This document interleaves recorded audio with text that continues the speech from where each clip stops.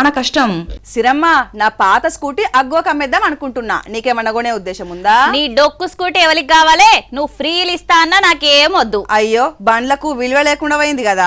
మరి బండి ఉండగానే అయిపోయినా అలా తైలానికి కావద్దు. సప్పుడు చేయకుండా నడుచుకుంటేనే వస్తేగా ఆఫీస్ కు. మోకాల పట్లతోటి నూరంగా నేను రాలేనా రజింబాడి జాగింగ్ చేసుకుంటూ వస్తా నేను కూడా. బండ్లు కార్లు అన్ని పార్క్ చేసుకుని పూజలు చేసుకునే నయం ఇప్పుడున్న పరిస్థితులకు. ఇక మనల్ని ఆదుకునేటోళ్ళు మన తరపున కొట్లాడేటోళ్ళు లేరారా? ఎందుకు లేరు?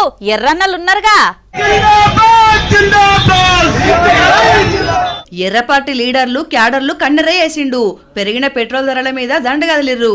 2 తెలుగు రాష్ట్రాలల్లా ఆటోలకు తాళ్లు కట్టుకుని గుంజుకుంటా నిరసన చేసిర్రు. ఓడదాటదాకా ఓడమల్లన్నా, ఓడదాటినాక బోడమల్లన్నా అంటున్నాడు మోడీ సారు. ఓట్లెళ్ళిన దాకా అసలే వెంచని ధరలన్నారు.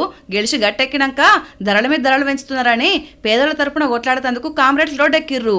గ్యాస్ బుడ్లు ఆటోలకు తాళ్లు కట్టుకుంటా 2 తెలుగు రాష్ట్రాలలో లొల్లి చేసిర్రు. ఏం చేసినా ఎత్తుకున్న బిడ్డ మొత్తుకున్న దిగదన్నట్టు పెరిగిన ధరలు దింపుతారు. పెరిగిన ధరలకు బక్క పేదలకు గంజనీలు గతేటట్టున్నాయి.